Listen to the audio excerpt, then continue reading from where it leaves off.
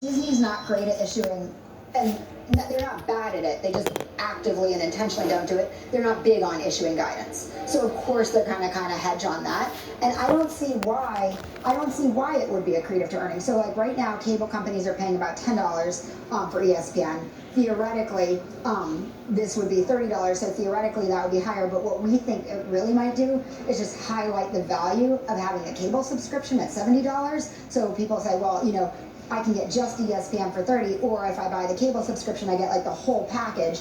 Now, you all know I'm like the least sports lover out there. I don't follow sports at all, but my partner Greg does. And as Greg says, if you're a real sports person, if you really love sports, you're not going to get just ESPN. You're going to get a whole package. I think the salient thing is if you're watching multiple leagues and you need to watch every game, it doesn't matter. Right. You're going to pay for it. And if you're under 40, it's not even cord cutting anymore. It's very highly likely that you never even had a cord to cut. So it's interesting. There aren't going to be any NFL games left on broadcast. They're all going to be on different streaming apps. That's just the new environment we're going into. This seems like a very high-priced entry into the market from non-sports fanatics, just people who want to casually check out, you know, some games each week.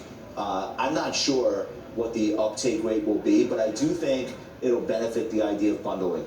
So I do think that maybe they start high for the standalone app and then introduce these bundles and new ones in the future that are at lower price points, play around a little bit with how much of this is ad supported. You know, obviously everything sports is ad supported, which is by its nature. So it's going to be a while before we know what this really means to Disney's economics. But I would argue, at least they're trying something. I agree with that. At least they're not resting on laurels and they're trying to be forward thinking. All right, moving on. Disney shares pulling back about 0.75%. Time now for our headlines with Silvana Henao back at CNBC HQ. Hey,